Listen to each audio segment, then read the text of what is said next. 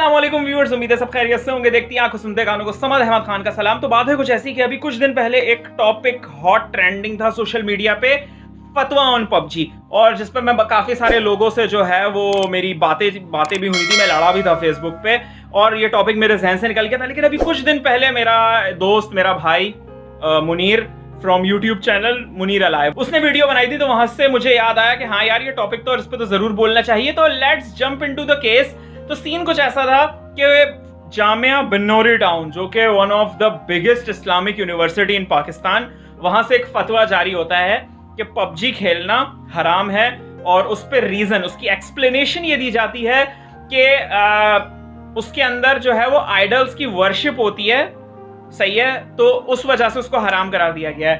फतवा स्टैंड्स अपनी जगह बिल्कुल ठीक है, ना मैं फतवे को गलत कह रहा हूं, ना मेरी इतनी हैसियत है कि गलत कहूं। फतवा बिल्कुल ठीक था कि एक गेम जिसके अंदर अगर आप आइडल्स की वर्शिप कर रहे हैं, दैट्स हराम, दैट्स ट्रू।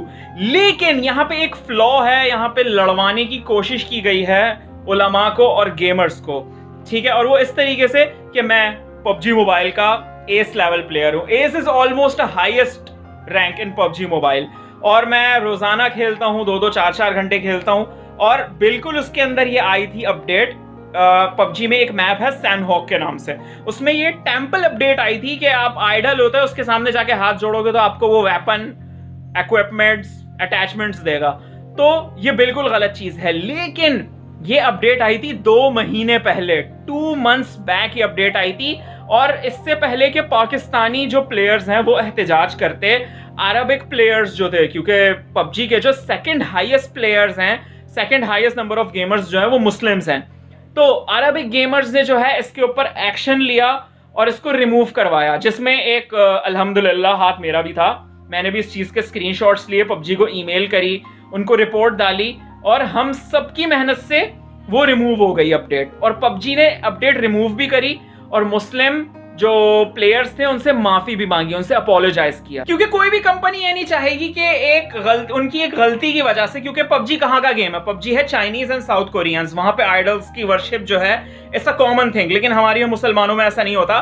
तो कौन कंपनी चाहेगी कि उसका बिजनेस लूज हो जाए? तो उन्होंने रिमूव करा और अपोलोजाइज भी करा। लेकिन हफ्ते भर पहले किसी फसादी शख्स ने, आई विल लिटरली से अ फसादी शख्स, जिसने ये आधी अधूरी इंफॉर्मेशन ली, उलमा के पास गया, फतवा अपनी मर्जी का निकलवाया और उसको ऑनलाइन पब्लिश कर दिया, और उसकी पूरी कोशिश थी कि गेमर्स और उलमा आपस में एंगेज हों, लड़ें, एक दूसरे को बुरा भला बोलें, लेकिन दे हैव फेल्ड, वो लोग फेल हो गए। क्योंकि देखिए, फतवा निकलवाने के लिए आप जब भी मुफ्ती साहब के पास जाएंगे, आप उनको एक पेपर पे लिख के एक कंडीशन देंगे और उसके हिसाब से वो फतवा दे देंगे, ठीक है। वो वहां पे क्राइम रिपोर्टर या इन्वेस्टिगेशन या शार्लॉक होम्स तो नहीं बैठे हुए कि वो बैठकर जो है वो उस पे इन्वेस्टिगेशन करे 3-4 महीने की और उसके बाद फतवा दें। तो उलमा के पास जितनी आधी अधूरी इंफॉर्मेशन गई, उसके हिसाब से उन्होंने फतवा दे दिया, जो कि बिल्कुल ठीक था। लेकिन उस बंदे को पकड़ना उस बंदे को चाहिए जो ये आधी अधूरी इंफॉर्मेशन लेके गया, क्योंकि जब पबजी मोबाइल उस चीज को ऑलरेडी रिमूव कर चुका है, तो फिर इस तरीके की चीज उलमा के पास ले जाने की जरूरत क्या थी? क्योंकि अगर मैं यही मसला लेके उलमा के पास जाता और कहता, देखें इस तरीके से हो रहा है, आइडल की वर्शिप हो रही है, लेकिन ये अपडेट रिमूव कर दी गई है, तो कभी आलिम जो है उसके खिलाफ फतवा देते, मुफ्ती साहब कभी फतवा देते? कभी भी नहीं देते। He would say कि यार ये ऑलरेडी चीज रिमूव हो चुकी है, why you are here, तुम ये क्यों फतवा ले रहे हो इस पे?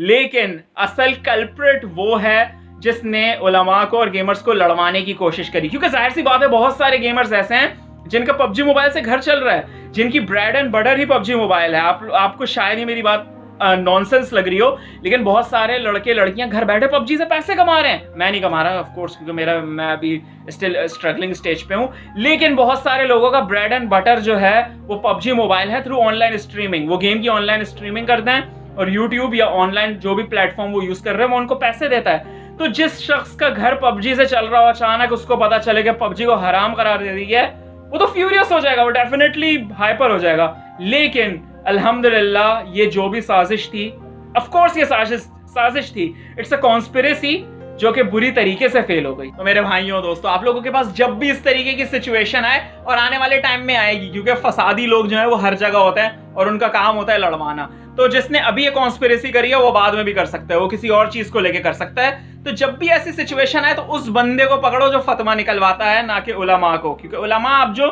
इंफॉर्मेशन देंगे वो उसके हिसाब से देंगे। जो गलत इंफॉर्मेशन लेके जा रहा है असल कल्प्रिट वो है। और बदनाम भी किसको करने की कोशिश करी है? जामिया बिन नूरी टाउन को, जो कि मैं बोलता हूं one of the biggest Islamic university in the Muslim world, not only in Pakistan but in the Muslim world. तो this is it guys, thanks for watching. अपना बहुत ख्याल रखिएगा मेरे भाइयों, और पबजी खेलते रहो। और मेरे पबजी के जो मेट्स हैं, जो मेरे पबजी के दोस्त हैं, जो पबजी के प्लेयर्स हैं, मेरी उनसे रिक्वेस्ट होगी कि उलमा को प्लीज बुरा भला मत बोलो, गाली मत दो। That this is wrong, they have nothing to do with this. ये सिर्फ एक गलत कॉन्स्पिरेसी थी जिसको फेल कर दिया गया है आप सबकी मेहनत से, मेरी मेहनत से। और सो बस कीप प्लेइंग, और हाँ, सब्सक्राइब टू माई चैनल। अल्लाह हाफिज।